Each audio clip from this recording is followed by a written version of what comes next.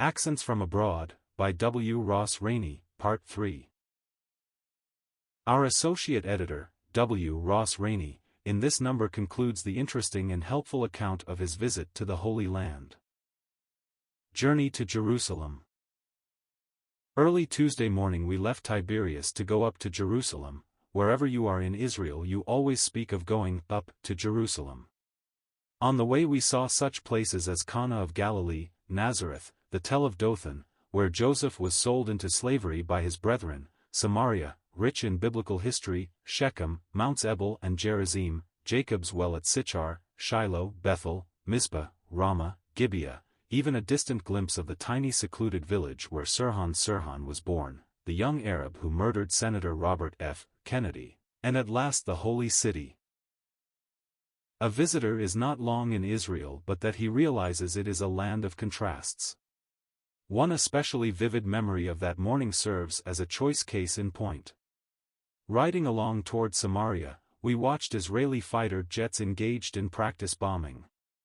The bombing site was about half a mile from the highway and in the midst of farmland.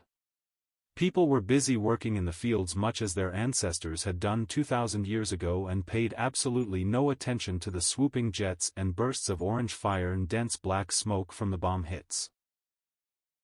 Jerusalem. Believe it or not, there is no decent eating place between Tiberias and Jerusalem, so after getting settled at the 5-star Intercontinental Hotel we enjoyed a late lunch with a magnificent panoramic view of the Holy City from the main dining room where we were seated. The hotel is located on the Mount of Olives and not only overlooks the city but the Garden of Gethsemane and the Kidron Valley as well. In the late afternoon we visited an Arab shop in New Jerusalem, then went to another shop in Old Jerusalem, the walled city, having made our entrance on foot through the busy Jaffa Gate. Weeks could be spent in and around Old and New Jerusalem, and though by then you might be exhausted you would have by no means exhausted all there is to see. The day was climaxed by our usual evening Bible study, Roy Gustafson having helpfully directed our thoughts to key scriptures which show the centrality and cruciality of Jerusalem as the world center in the past, present and future.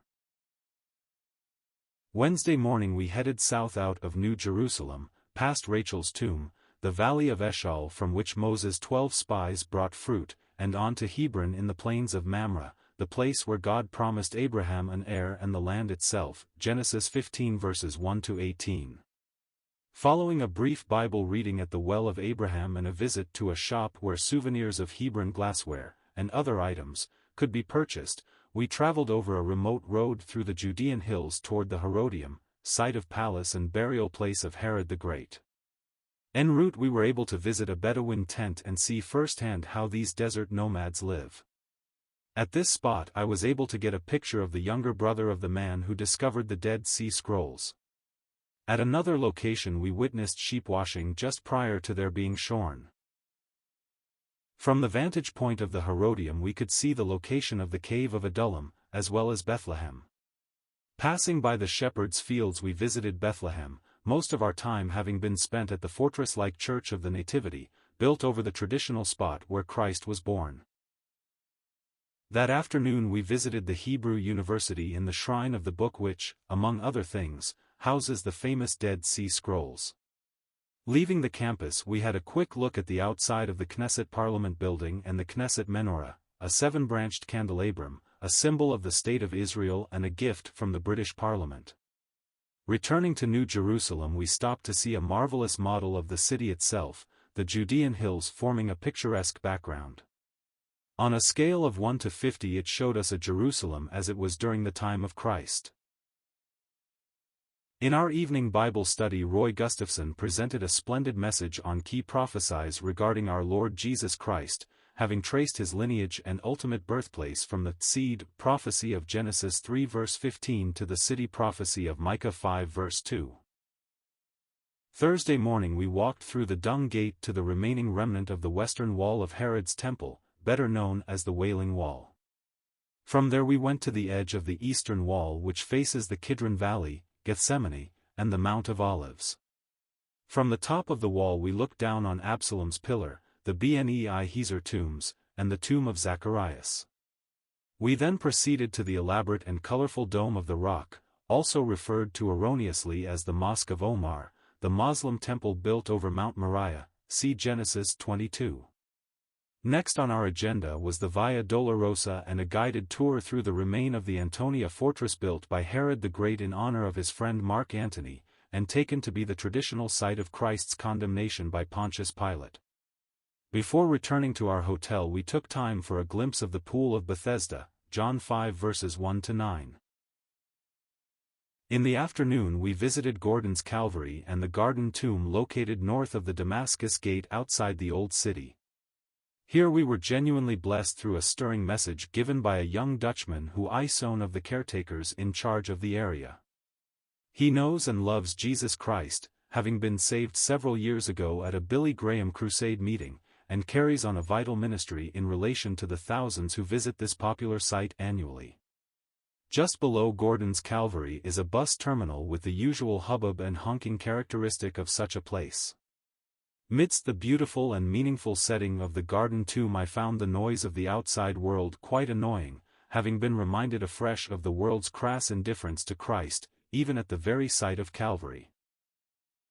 That evening we enjoyed seeing the film His Land. However, with all due respect to the film, there is absolutely no substitute for being right there in His land itself. On the Jericho Road. Early Friday morning we headed down to Jericho and the Dead Sea. The journey is indeed down, for while Jerusalem is 2,550 feet above sea level, Jericho is 853 feet below sea level and the Dead Sea, the lowest spot on earth, 1,292 feet below sea level. On the way we stopped at the traditional site of the Good Samaritan Inn, Luke 10 verses 25-37, my main memory of the place being a cranky camel which put up quite a fuss when his master made him get up and down to accommodate the desires of a few who wished to have their picture taken while sitting on his humpy back. With the heat increasing by the hour we visited Old and New Testament Jericho, the Brook Cherith, 1 Kings 17 verses 1-6, which overlooks the valley of the shadow of death, Psalm 23 verse 4, and the spring of Elisha, 2 Kings 2 verses 18-22. From near the spring of Elisha we saw some of the excavated ruins of Old Testament Jericho, as well as having a good view of the Mount of Temptation in the distance, Luke 4 verse 1.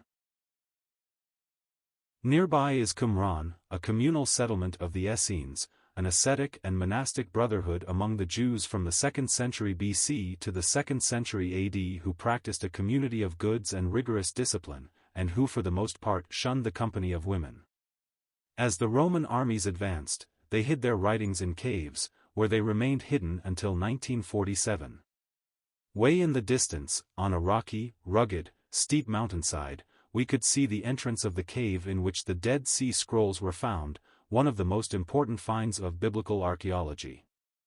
From there we went down to the Dead Sea itself, an incalculably rich body of water 47 miles long, 11 miles wide, with an area of 394 square miles. It is estimated that 6.5 million tons of water flow into the Dead Sea daily, with almost the same amount evaporated each day. Tiredness, a touch of the bug, and the unseasonably warm weather commenced to take their toll of our tour group with half or more of our number absenting themselves from the afternoon's activities and unfortunately missing some interesting and important places. On our agenda was the Garden of Gethsemane, Bethany, Luke 10 verses 38-42, the Gihon Spring, where Solomon was crowned king and located at the entrance to the 1,700-foot Hezekiah's Tunnel, an S-shaped tunnel which was cut out under Mount Ophel from Gihon to the Pool of Siloam about 800 BC, the Pool of Siloam, John 9 verse 7, Luke 13 verse 4, and the House of Caiaphas, the traditional site where Christ was brought before Caiaphas from the Garden of Gethsemane. The only snake I saw while in Israel was in Gethsemane, it was dead. I couldn't help but think about that old serpent, the devil, and his past presence not only in the Garden of Gethsemane, but in the Garden of Eden as well, Genesis 3. That evening marked our last nightly Bible study session, Roy Gustafson having directed our thoughts to Hebrews 10 verse 12, from which text and context he effectively stressed precious gospel truths. Leisure hours. Saturday, May 26th, was a free day, a time to rest, to get a little washing done, to wander through the old city, to shop for a few gifts, or perhaps to return to a meaningful spot. In the morning I cut across an old Jewish cemetery on the Mount of Olives just below our hotel to the Panorama Hotel in order to fulfill my Uncle Les' request to look up an old Arab acquaintance. My mission having been successfully completed, I took an early afternoon opportunity to share taxi expense to the new city, getting out near the Damascus Gate. After making a couple of purchases in an Arab shop and enjoying a relaxed, interesting conversation with one of the shopkeepers, I returned for a brief meditative visit to the Garden Tomb and Gordon's Calvary. Packing, enjoying the pleasant evening air, and getting a last look at the distant lights of the old and new city marked the evening hours. Homeward bound. Sunday morning we left Jerusalem the Golden for the village of Emmaus with a glimpse of Gibeah, Joshua 9 verses 1 to 27, 1 Kings 3 verses 3 to 9, 1 Chronicles 16 verse 39, 21-29, and the Valley of Ajalon, Joshua 10 verses 1 to 14. Being the first day of the week, it was fitting that Roy Gustafson shared with us the account of Luke 24 at a beautiful spot on the actual road to Emmaus. Following this moving and meaningful experience, we returned to the new city for an Arab meal with all the trimmings. The only drawback to me was that it was food we were not used to and, consequently, much of it was wasted, something I don't like to see anywhere, and no less so in that part of the world where many do not have sufficient food. From there we continued toward the sea coast to the twin cities of Tel Aviv-Jaffa, then to Lod Airport. It was at the airport that the usual Israeli efficiency went awry. The customs authorities were understaffed in handling the necessary strict regulations governing all departing people and flights. The result? Many of us left Israel with a rather unpleasant memory, the only real hitch during our entire visit. I was almost 4 hours getting through customs, having spent most of that time standing and waiting. As a result, I was just about the last person to board our SAS, Scandinavian Airlines, DC-8 jet flight to Copenhagen, only to be told as I stepped aboard that the coach section was full and I'd have to ride first class. I thought, what a pity.